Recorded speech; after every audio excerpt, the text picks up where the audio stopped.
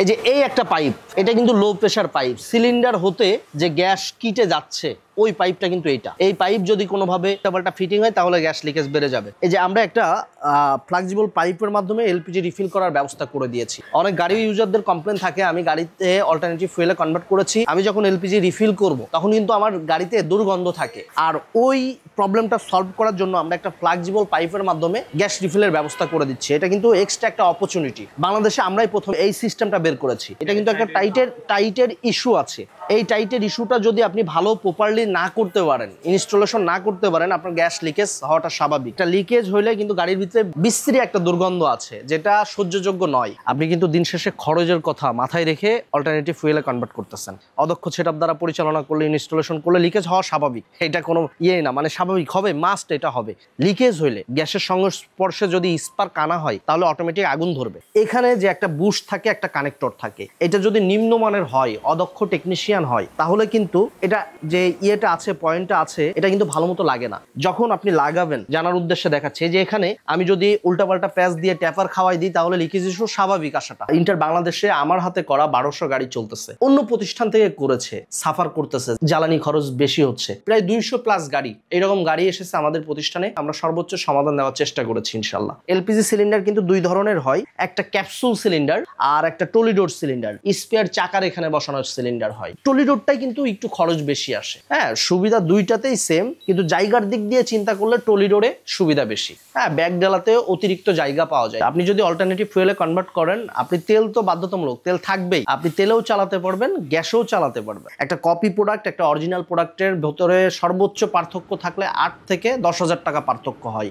Original product নিঃসন্দেহে 6 থেকে 7 বছর যাবে, আর কপি প্রোডাক্ট নিঃসন্দেহে 3 থেকে 4 বছর যাবে। ফর এক্সাম্পল আজকে বলি, একটা গাড়ি যদি 1 লিটার তেলে 10 কিলো যায়, উদাহরণস্বরূপ, আপনার এলপিজিতে যাবে কিন্তু 9 কিলো। আপনি 1 লিটার তেল কিনতেছেন 132 টাকা, কিন্তু এলপিজি কিনতেছেন আপনি 63 টাকা। পার লিটারে 69 টাকা সেভ হচ্ছে। আপনার ইঞ্জিন কন্ডিশন যদি ভালো থাকে তাহলে নিঃসন্দেহে আপনি 55 থেকে 60 টাকা পার লিটারে সেভ করতে পারবেন। চ্যালেঞ্জ সহকারে কাজ করে দিবে মেকাট্রনিক্স অটোমোবাইল। অনেক কাস্টমার ফেস করি তো আমরা ভাই, যদি আমরা বলি এটা দাম বেশি, অনেক কাস্টমার কিন্তু রেগে যায়। আমরা যদি বলি স্যার এটা একটু লোয়েস্ট বাজেট, এর থেকে একটু প্রিমিয়াম আছে, আপনি কোনটা নেবেন, আমরা কিন্তু দাম বেশির কথা উল্লেখ করি না। কেন? কারণ কি, এটা প্রিমিয়াম বললে ওনার কাছেও দেখি ভালো লাগে জিনিসটা। এইভাবে মার্কেটিং এক একজনের এক এক রকম স্টাইল। তাই আমি সবসময় বলবো, যেখান থেকে প্রোডাক্ট পারচেস করেন না কেন, অবশ্যই গুণগত মানের প্রোডাক্ট পারচেস করবেন, দিন শেষে হ্যাসেল ফ্রি থাকতে পারবেন।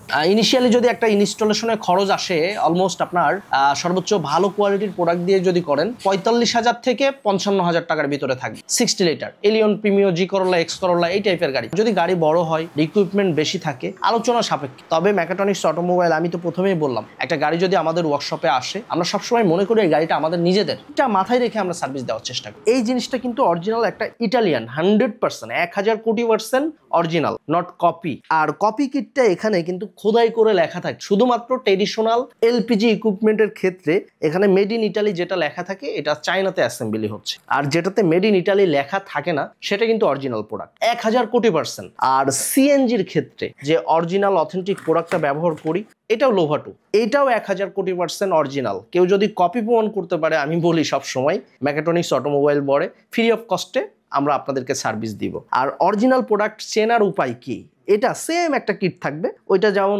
ওইটাও দেখাইলাম। এখানে এই স্যাম্পলটা থাকবে না, কপিতে এই স্যাম্পলটা থাকবে না। এই যে এখানে একটা স্যাম্পল আছে, এটা থাকবে না কপিতে, সিএনজির ক্ষেত্রে শুধু। আর এই যে সেই আলাদা যে ইনজেক্টরটা, এটা সেই আলাদা ইনজেক্টর। একটা সিলিন্ডার থাকবে, হাই প্রেশারের মাধ্যমে কিটে এলপিজি আসবে, ফিল্টার হবে, দেন ম্যাপ সেন্সর শ্যাকিং মিলায়া আপনার ইনজেক্টরে ঢুকে মেনুপুলের মাধ্যমে এলপিজি ইন করবে। এই হলো সিকোয়েন্সিয়ালের সেটআপ। আমাদের যখন আমরা স্টার্টিং করি বিজনেসটা, তখন কিন্তু আমাদের এই ফ্লোরটা ছিল, একটা গাড়ি ঢুকতো না, রাস্তায় রেখে আমরা কাজ করতাম। আস্তে আস্তে আমাদের প্রতিষ্ঠান বড় হচ্ছে। এখানে আমরা অলমোস্ট এখানে 2টা গাড়ি রেখে কাজ করতে পারি, ভিতরে ইনডোরে। এই যে আউটডোরে আমরা এখানে কিন্তু 4টা গাড়ি রেখে কাজ করতে পারি। এই শুধুমাত্র কোয়ালিটি সম্পূর্ণ সার্ভিস প্রোভাইড করার কারণে আমাদের প্রতিষ্ঠান আজকে আস্তে আস্তে বড় হচ্ছে।